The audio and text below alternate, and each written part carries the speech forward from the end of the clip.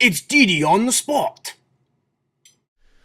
Welcome to another episode of DD on the Spot. As always, I'm your host, Ryan Johnson, and today, before I introduce our guest, I'd like to remind everyone to please give it a like and subscribe down below if you enjoy this content. We greatly appreciate it.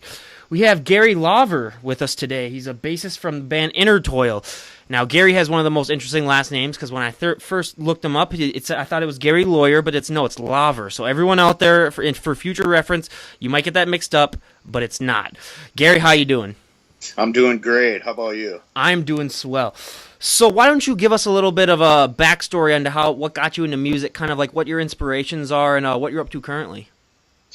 Well, got into music at a pretty young age, banging on the pots and pans in the kitchen with the wooden spoon, and I guess the first instrument that I started playing was violin. Started taking lessons for that, and I played that up until I found Kiss Alive. Ooh. And then I wanted to be a drummer. And so talked my mom into buying me a drum set, and I played that for 8 or 9 years. And eventually ran into some people and started jamming with them, but we could never find a bass player. But we knew other drummers, so I decided to switch over and start playing bass, and I've been playing bass now for about 25 years, I guess. Did you find the transition from drums to bass was easy or difficult? It was pretty easy. I picked up the violin pretty quick. That was about 8 or 9 years old, and I got a offer to audition for the Minnesota Junior Orchestra, but the timing was off because that was about when I found that Kiss album and decided I wanted to be a drummer and a rock star and not a classical musician, and fought with Mom over that for quite a bit. But no, I mean, I played guitar a little bit for a little while. Didn't really care for that, and just ended up settling in with bass, and I love it. Yeah. Would you say that from your drumming experience, you were able to easier pick up bass, just kind of knowing the drums, you're kind of a lot more familiar, the backbone of the band when it comes to like laying the beat down, and then with the bass, you're kind of the backbone of the guitars. Did you find that made the transition easier? Yeah. It was. I have a sense of the rhythm section and how that works and how it plays into effect of a song. Mm-hmm. So yeah, for sure. Yeah. So Innertoil, how did that band get formed? Well, I basically it came to be with the drummer and I, Chad. We played together for many years. We're in bands together through the 90s, and we kind of went into this retirement thing and got married and had kids and all this stuff. And one day I called him up and said, "Hey, let's jam." And we did, and we got together with some other people, and that didn't work out, and we split off. And we started out with a guitar player who was a friend of ours, and eventually through a mutual contact, we ended up finding Michelle, our lead vocalist. And like with a lot of bands, things didn't work out too well, and we ended up parting ways with the guitar player, and we ended up finding Rob, and that was about 2017, April, May, somewhere in there. So our lineup's been solidified here for a little over a year, and we've done some recordings. We did a recording with the old guitar player, And now we just released a new recording with this current lineup called The Enemy Within. Mm-hmm. And we just released that last Wednesday. So, that's kind of how it came to be. There was no Craigslist or none of that.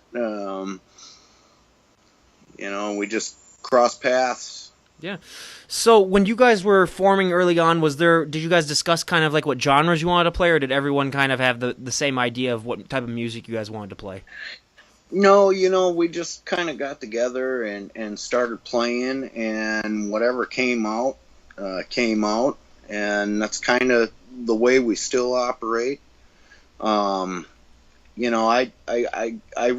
Everybody puts their part in, it's no different than a lot of bands. We run as a democracy. Everybody has their parts that they contribute and their ideas and everything.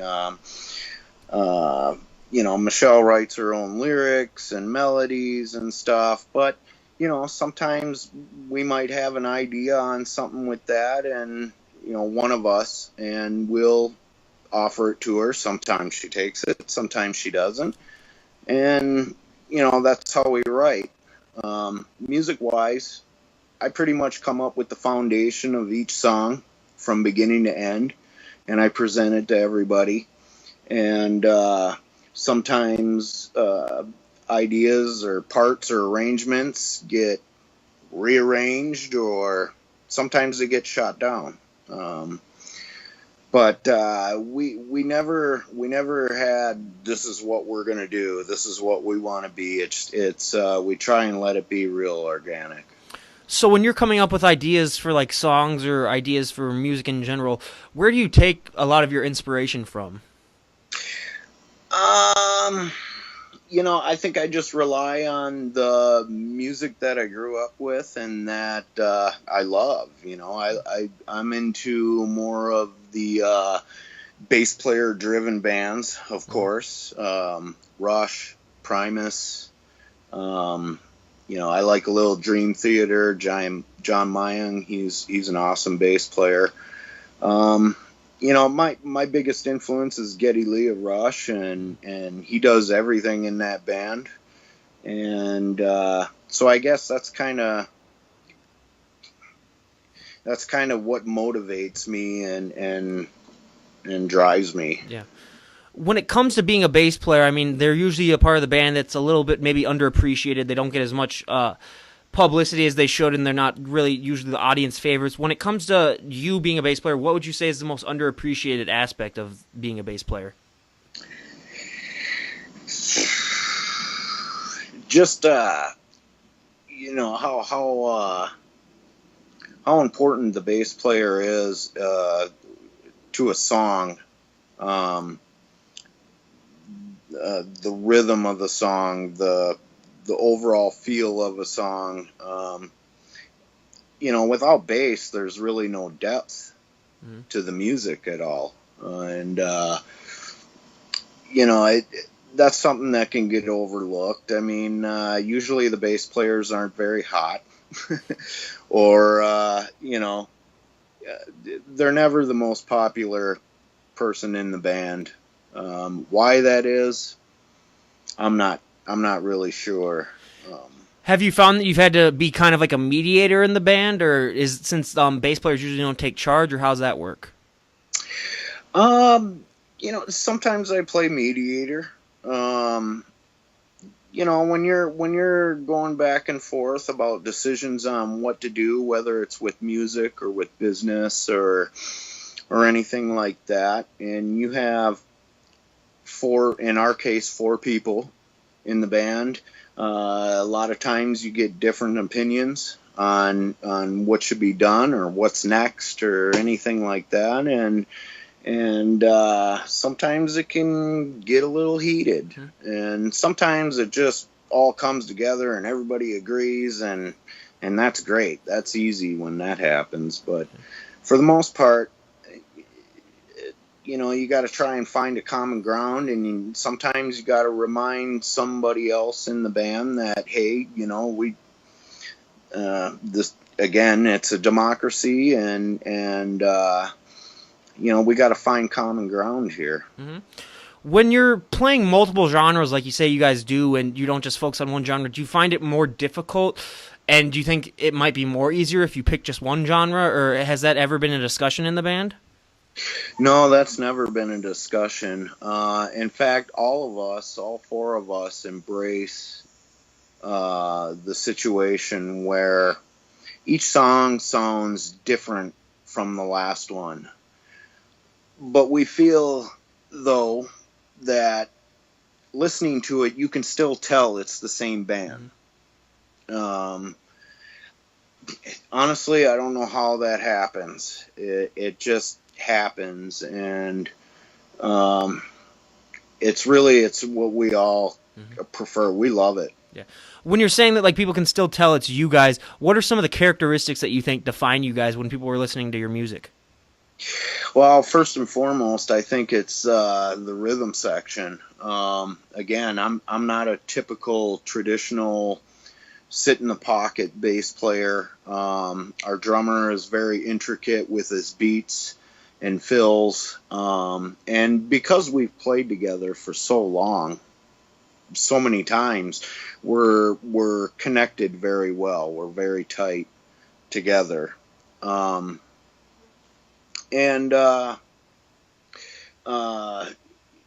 think that's the first thing. The second thing is just having a female vocalist too, as well. I mean, there isn't too many bands in town that have a female vocalist in the rock metal kind of perspective. There's some good ones out there for sure.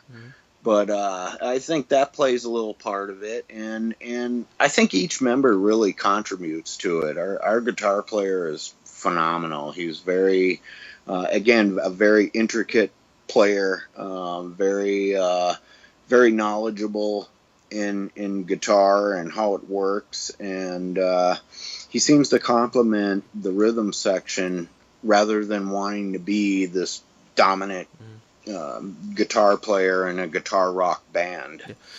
Have you found that having a female vocalist has maybe changed some of the songs that you might have used and made you kind of switch things up a little bit, or would it be basically the same type of music?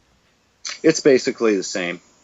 We don't, as far, when I bring an idea forth, I don't take into consideration that we have a female singer. She's a tough girl. And so, I don't have to sugarcoat anything, or nobody else in the band does. And we just do what we do, and we don't take things like that into consideration. Yeah. Now, we love on this show to hear, like, first concert stories, like the first live show that you guys performed with as a band. Where was it at, and how'd it go? Let's see here. With the current lineup, the first show we played was at the Driftwood Char Bar. I believe that was it was last year sometime, probably early in the year. It went really well. We had a great turnout. It was a little bit nerve-wracking in the beginning because we had a new guy in the band. And although he's a phenomenal guitar player, we just didn't know how this was going to translate on the stage, but it went really well, and he pretty much outshined all of us, and so it was great. Yeah. So before a show, a lot of bands might have like some certain traditions or superstitions. They might like drink something, or they might like stretch together or whatever. Do you guys have any traditions that you guys like to do before a show? I think as a band, we like to come together before we step out on the stage and just kind of pep talk. I mean, not really a pep talk, and no one really needs to get up for it. We're up for it already. Just kind of connect as a band before we step out there and present ourselves. Individually, I don't know what the others do. For me, I go through stretches in my arms and my fingers and my ligaments, and Yeah, I like to put a few beers, a couple beers down before just to loosen up a little bit. Um, and just getting that mindset of getting on and putting on a show. Without like having like a defining genre, did you find it hard starting out to get a good fan base going, or were your fans really good to go from the beginning? Well, I think every band kind of starts out with a handful of fans, which are more, close friends and family and stuff. Yeah, it is a little slow going and a little tough right now. We don't sound like anyone else out there, I don't believe. I think every band will say that, though. Every band will say we don't sound like anybody else and no one sounds like us. But in town, metal is the king, and we're not really metal. I'm not quite sure where we fit in. I'll let other people decide that. But I think it's tough. I think it's tough getting a fan base, the nucleus of a fan base going. And I think that can be tough, though, for any band when they're starting out. Yeah. We're not even 2 years into this project. So we're doing everything we can to try and get that nucleus that will come to our shows, every show, and support us and raise hell. Like, one of the things that I always bring up for all my podcasts is that I was surprised when I started this podcast just how big the metal community is in Minnesota, especially in the Minneapolis-St. Paul area. How do you think it got so big? Because when people think of Minneapolis, they usually think about like Prince and pop music. How do you think metal sort of took over the area? There's just a lot of talented bands and musicians that favor that genre. I mean, there's a lot of good metal bands in town. And as far as the fan base into it, gosh, I don't know. Maybe people got tired of Prince. I don't know. Yeah. I mean, yeah. I don't know. I don't know what motivates people and what motivates them to have their likes and dislikes and stuff. But there is a great fan base for metal in town, and they play a lot of shows and they have a lot of places to play, and there's a lot of bands and a lot of fans that come to the shows. Yeah. So we also like to talk about on here kind of performing live, kind of what that feels like to the band personally or the individual players, because everyone always describes it as kind of like a high unlike any drug that you could ever take, and just kind of like all the effort that you guys put into writing your music, the millions of times that you practice your songs. What does performing live mean to you personally? Performing live to me personally is the best part of being in a band. It's not the easiest, but it's definitely the best, the funnest part. Just getting on stage and the sound is magnified and you can feel the lights on you. And when you can stare out and you see people staring back at you and getting into what you're doing, I think that's what really creates the high for a lot of musicians getting on stage. It's a great experience to get up on stage and just feel that sound and feel those lights. But when you can look out and you can see people out there getting into and appreciating what you're doing, I think that's where it really kicks up and just sends you into a place that you can't describe. It's awesome. Yeah. What's the feedback been like for you guys, the majority wise? The feedback has been good. Sometimes it's hard to tell. There's a lot of good people around, and if people aren't enjoying what you're doing, they're not necessarily going to come out and tell you that they don't enjoy what you're doing. But the feedback that we've gotten has been really good. I don't know if a lot of people really know what to make of us. We don't fit in with these guys, and we don't fit in over here with these guys. So it's kind of tough to gauge. Yeah. How did the name Innertoil come to be? Is there a story behind that, or was it just something that you came up with out of the blue? It's something I came up with to kind of try and set a direction for the band, message-wise, music-wise. Toil is obviously hard labor work. Inside, everybody works and struggles with personal things. And I thought that was just a good way to kind of try and connect with everybody, or as many people as we could, because everybody's got something. Everybody's got something they're dealing with. Everybody's got some kind of pain, or whether it's physical or emotional or mental or anything. So it was kind of a way to try and connect with people, a fan base, and the rest of the band was cool with it, and they liked it. and being in a metal-dominated area and being somewhat a metal, not really a metal band, but having some influence in that, did you find it hard to market and promote yourself, being in a city where the genre that dominated wasn't necessarily yours?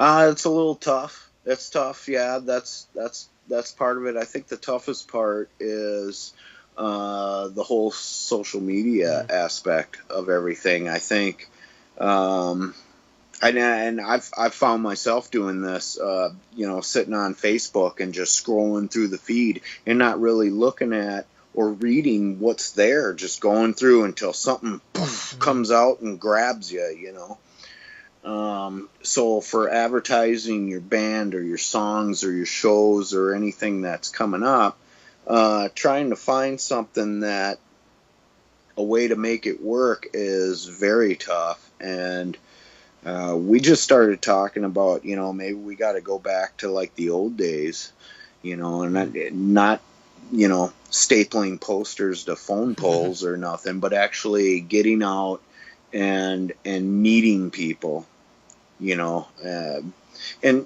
getting out to support bands is very important too, as much as you can to get out and support. But I think the biggest thing is to get out and meet people and become personal with people. And if people like you, they'll check your band out and they'll listen to your song. I mean, that's the toughest thing, is getting someone to even just give you a chance and just listen to the song. If you don't like it, that's cool. But just check it out. Yeah.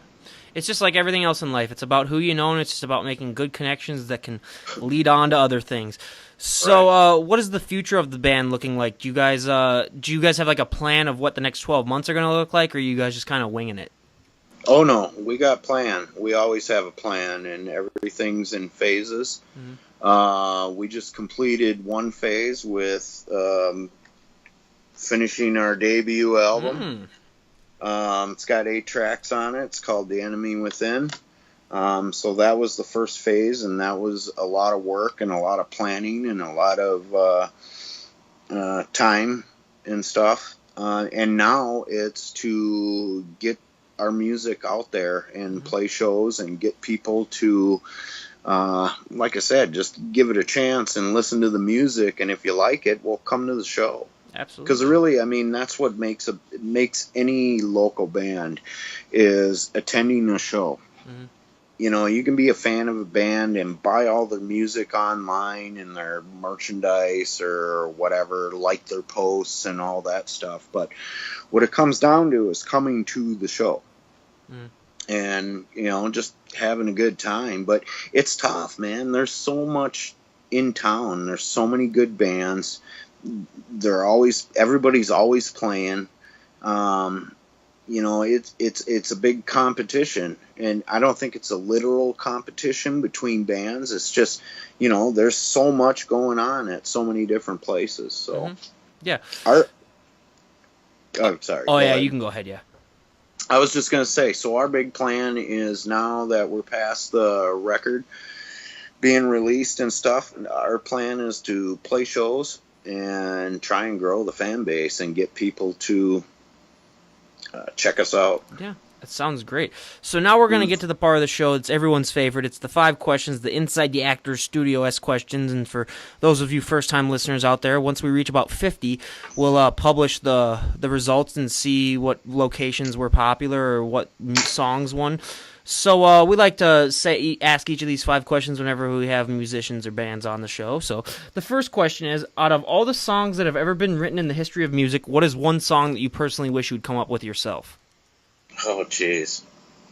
Well, it would have to be a Rush song, and I would say La Villa Strangliato. Okay. Sorry, Michelle. It's an instrumental. But to me, that's it's a masterpiece. Does your band have any instrumental songs, or have you guys been thinking about putting instrumental songs in? We haven't thought about it or talked about it. But I wouldn't say that it would never happen. Mm-hmm. Yeah. All right. So for our second question, out of all the musicians or bands, dead or alive, doesn't matter, you can pick either one, if you could play with one artist, who would it be and why? For one show. Oh, jeez. Well, being a bass player, it would have to be a drummer. I got a lot of drummers that I really like. I think I would have, I'd have to go with the best, Neil Peart. Mm-hmm. Yep. I mean, I'd probably just stand there and not be able to do anything, Yeah. So, the third question is, out of all the venues on the planet, if you could play at one venue for one show, where would it be and why? On the whole planet? Yeah. Oh my gosh, Madison Square Garden. Ooh.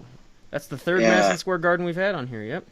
Well, what makes Madison Square Garden stand out above the rest? I don't know. I've never seen a show there. It must have great sound and great sight lines, and yeah. It's in New York, the biggest city in the country, and it's kind of the pinnacle place to play for probably, if not all musicians, then definitely most of them. Yeah.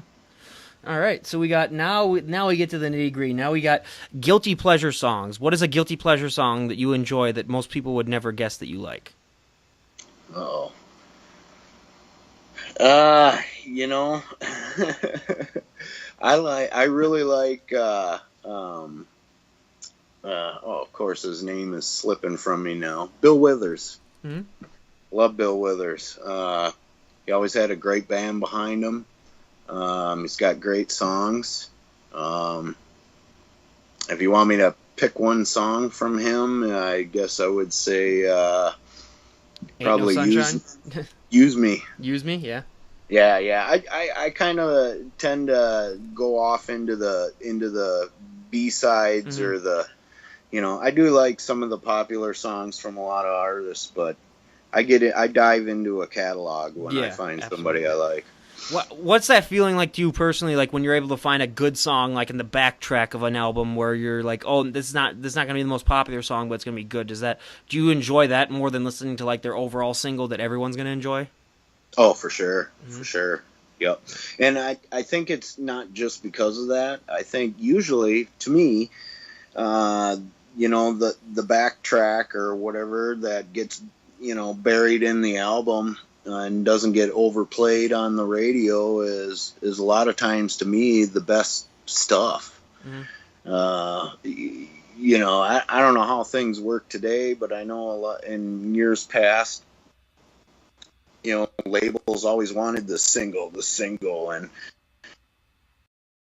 and somebody's there producing it and trying to get it all radio friendly and together. And, to me, the other tracks on the album are usually seem like they're the most organic from the band. Yeah. So, where can people find your guys' music? Do you guys have it on iTunes? Do you guys have Spotify, YouTube? Where can people find your music? Well, right now they can find our music on Bandcamp. They can purchase, download, they can listen to it, or they can stream it. Pretty soon they'll be able to order hard copies. Like I said, we just released this album on Friday. So we're still putting everything together. We're going to be on Spotify and all the streaming networks real soon. We're kind of bringing that all together. We are on YouTube. We got a YouTube page. We even have a Reverb Nation page. And we usually have links on our Facebook page too, where you can find everything. Yeah, we'll definitely leave links below for that and everything, but I have two final questions here. If someone were to come up to you right now and say, like, hey, we're starting out a band, what would be the best piece of advice that you could give them in order for the band to be successful? Practice. Practice individually and practice with each other. Yeah. Practice, play your instrument as much as you can. As much as you can take it. Try and have a wide range of influences too. And when I say influences, I mean like different musicians, different bands, different genres is real important too, I think. It'll help you create an original identity, I think. And what would be a piece of advice that you would give if you could talk to your younger self, let's say 10 years ago? What music advice would you give yourself? Don't drink so much before you go on stage. That's not a problem these days, but back in the day, that was a pretty big problem. It didn't get in the way of anything, but I think it definitely hindered my my playing and stuff. So I'd say, party after the show. Yeah. Do you guys have any upcoming shows that you would like to promote? Absolutely. We're playing this Saturday, August 11th, at the Minnesota Music Cafe. With we're opening the show for We Are Sentinels. The BLS, Black Label Society Tribute Band, is also on the bill, and another band called Eternal Voyager. And that should be a good show. That show starts at 8 o'clock p.m. And the following Saturday, we're at Lee's Liquor Lounge with Maple Sun, again, BLS, Black Label Society Tribute, and some good friends of ours called oh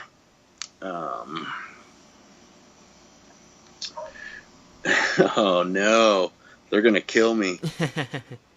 It's slipping my mind. Fatal Caliber. Okay. Yeah. And that show starts at 8:30 p.m. All right. So those are the two newest ones. We have two other ones on the bill. We also have the following week after that, the 24th of August. We're up in St. Cloud, part of the Common Roots Festival.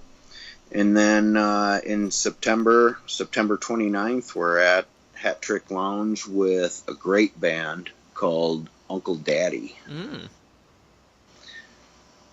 All right. And that's all we got on the books as of right now. All right, so just a reminder to everyone, August 11th, this Saturday, if you're around the Twin Cities area at about 8 o'clock, you can go to the Minnesota Music Cafe and watch these guys open up. And then the weekend after that, August 18th at around 8:30, you can go to Lee's Liquor Lounge and you can see these guys play. I mean, definitely give these guys a look. These guys have got some great stuff coming out with what they released their album. We'll definitely leave a link to everything that they have down below. And go and check these guys out. Like they said before, I mean, all you have to do is just watch. And if you don't like it, you don't like it. But I mean, at least give them a chance. These guys definitely deserve it. And is there any last thing that you'd like to say before we close down the podcast here? I'd just like to thank you for having me on, and it was a great experience and a lot of fun. Yeah, no problem. I mean, I love doing this, and if you need me to ever like promote anything or plug any new songs that you guys have out, I'm more than happy to. Just send me a message, and I definitely mention it. Or, I mean, we'd love to have you on again. Maybe we could get the whole band on too, so we could get everyone on. That would be great. Yeah. So, yeah, just keep in touch and let me know how that goes, and yeah, I'll keep in touch and see how your show goes on Saturday, and then yeah. Yeah, this is DD on the Spot. Ryan Johnson signing out. Have a great day, everyone.